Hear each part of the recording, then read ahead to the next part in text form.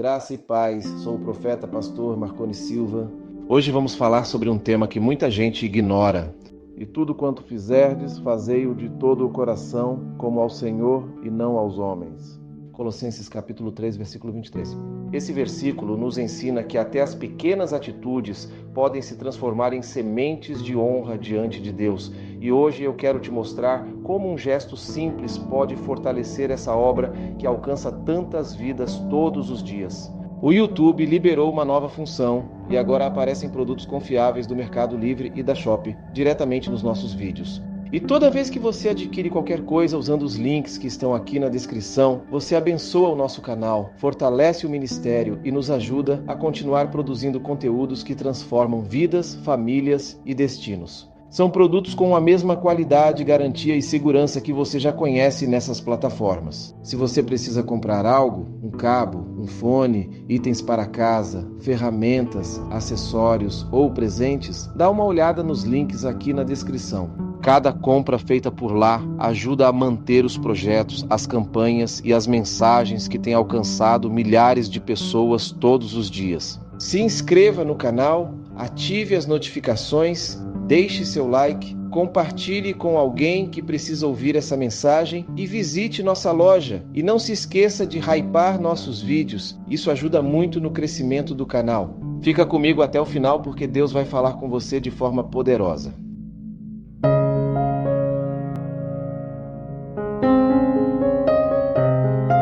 Já lhe disseram que não deveríamos acreditar em Jesus?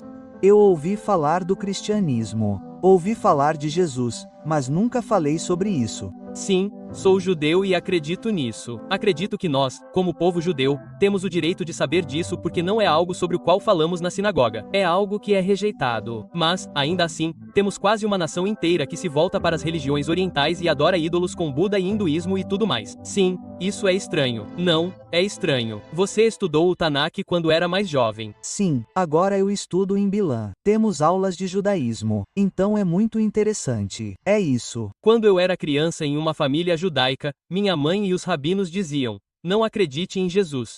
E você nunca ouviu isso antes? Não. Você já pensou em Jesus ou pensou nele de alguma forma? Tipo, o que ele ensinou? Porque ele era judeu, sabe? Ele veio daqui. Nunca. Então, o que há no judaísmo que você gosta além de ser judeu, sabe? Porque nascemos assim. A comunidade judaica é muito forte. E a outra coisa é que os feriados são muito divertidos. Sim, como pesa, você gosta de Pesach e Yom Kippur. Sim, o que você gosta em Yom Kippur? O dia da expiação. Eu gosto do silêncio nas ruas, sabe? Certo, eu moro em Chã. Todas as pessoas vêm à praça só para estar lá. Sim, estejam lá juntos. O dia da expiação, você mencionou algo que é realmente interessante. Você sabe o que significa? É o dia mais sagrado na Judéia. Certo, e por que fazemos isso? Porque naquele dia, as moedas entram no templo e falam com Deus. Você sabe por que elas costumavam entrar lá? Não tenho certeza. Eles costumavam entrar lá para que Deus perdoasse seus pecados e então pudessem sacrificar um animal. E para que Deus perdoasse os pecados do povo. Ah, já me disseram isso. Sim. Mas o sumo sacerdote tinha que ser o mediador entre Deus e o homem. Então eles tinham que entrar no templo. Eles tinham que pegar 2 bodes e tinham que matar um e colocar seu sangue no altar e tinham que enviar um para Lazeu, certo? E tirar os pecados. Tirar os pecados do povo exatamente como se estivessem cobrindo. E eles faziam isso todo ano até o templo ser destruído em 70 depois de Cristo e desde então, não tivemos mais nenhum capar. É o dia mais sagrado do ano, mas tem um significado mais profundo do que nos reunirmos e andarmos de bicicleta na praça e nos vermos e sairmos juntos. Que, por pecarmos, precisamos de uma maneira de nos reunirmos com Deus e que Ele seja capaz de nos perdoar para que possamos ter um bom relacionamento e uma boa posição com Deus. E é disso que se trata o Yom Kippur. Então, se não tivemos esse sistema por quase 2000 anos, como você acha que encontramos perdão hoje? Acho que é entre pessoas, tipo, se eu fizer algo errado com você. Sim, então eu simplesmente peço perdão. Sim, e é assim que funciona entre as pessoas. Sim. Se eu fiz algo errado e não tem a ver com outras pessoas, é mais como falar com Deus quando você ora e isso é útil. Sim, acho que é útil. E acho que o Tanakh nos diz que essas são coisas que já deveríamos fazer. Sim. Com ou sem o sistema, com ou sem o Deus sempre exigiu que algo morresse para que você não tivesse que morrer.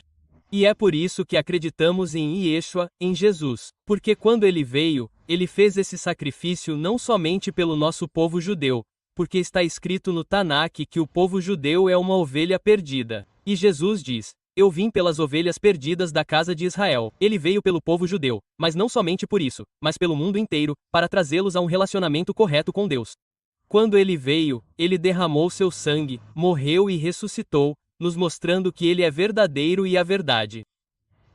E que depois que ele morreu, o templo foi completamente destruído pelos romanos. E desde então, não houve caparote, nenhum sacrifício de expiação.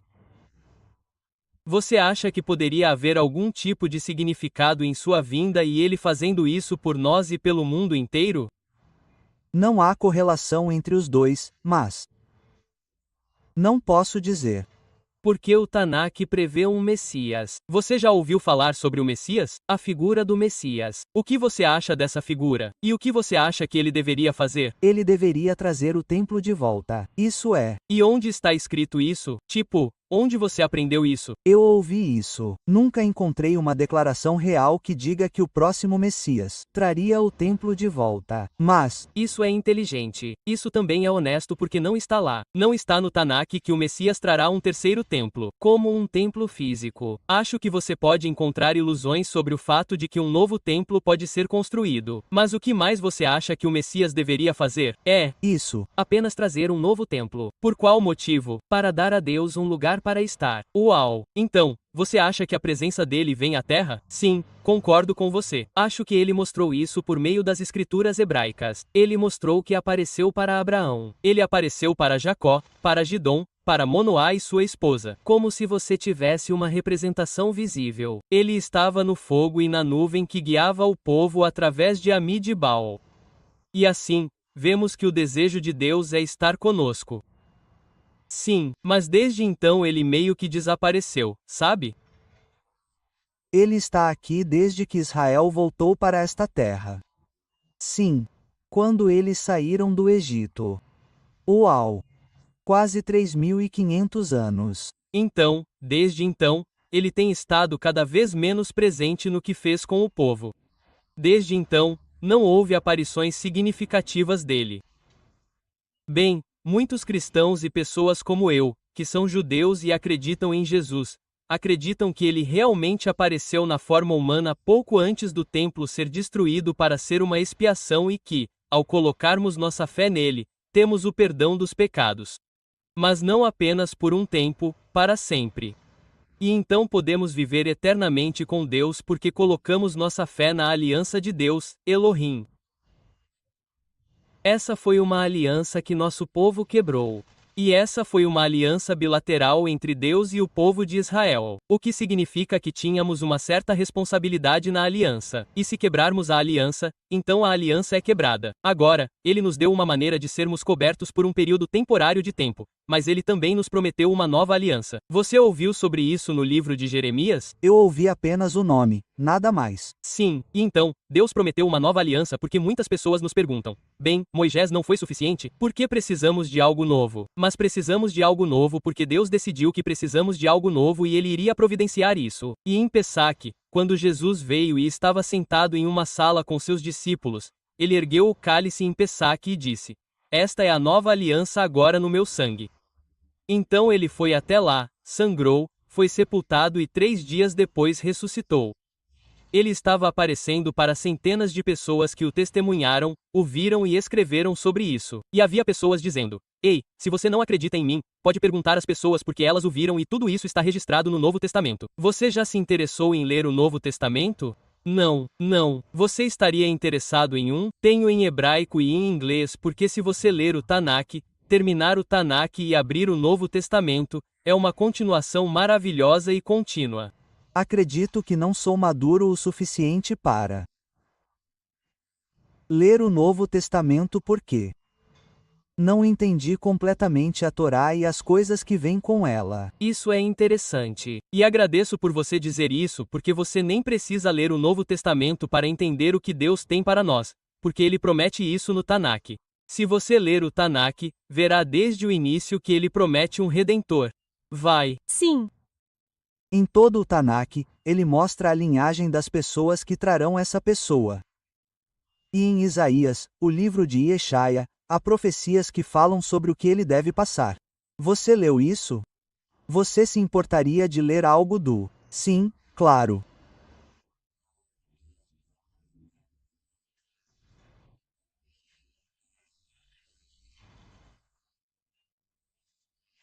Língua.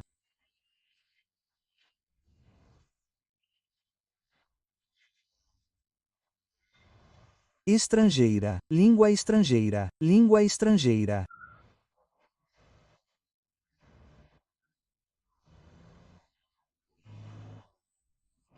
Para.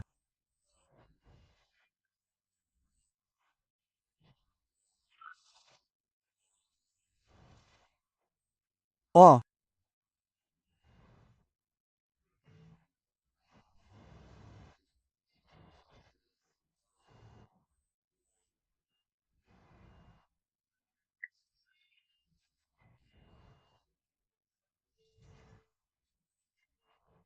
Dia.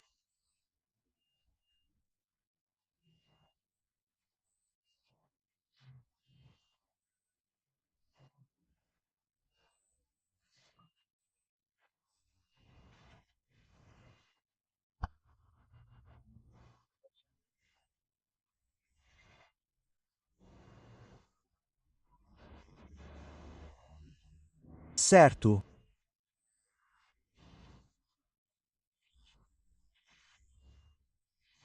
Um.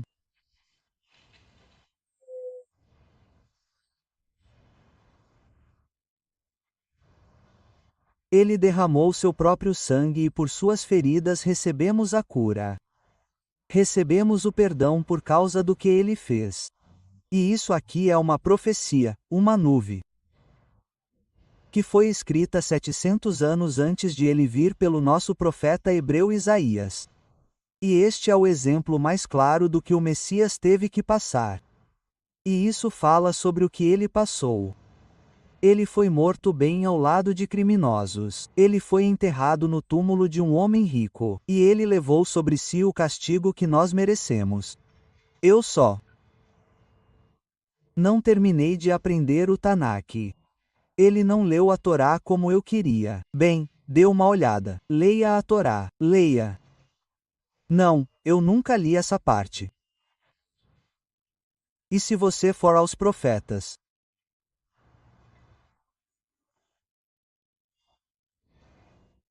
Não.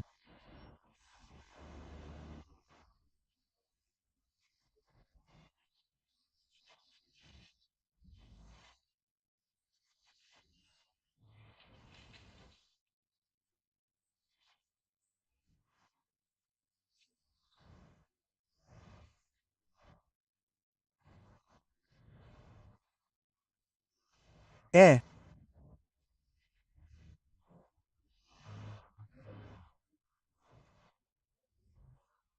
Apenas uma profecia do profeta Jeremias que fala sobre Deus prometendo uma nova aliança. E por que precisaríamos de uma se já a temos? Por que precisaríamos de uma nova aliança?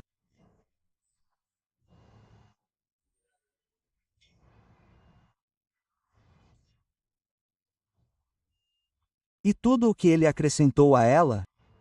Por que precisaríamos de uma nova, você acha? Eu não acho que precisamos de uma nova. Mas Deus diz isso em sua palavra. Ele dará uma nova aliança ao nosso povo. Eu expliquei isso antes. Se você tem uma aliança ou está com alguém e ela está quebrada, está quebrada. Você tem que fazer uma nova. Você não pode continuar vivendo com uma aliança quebrada. Algo tem que mudar e algo tem que ser renovado.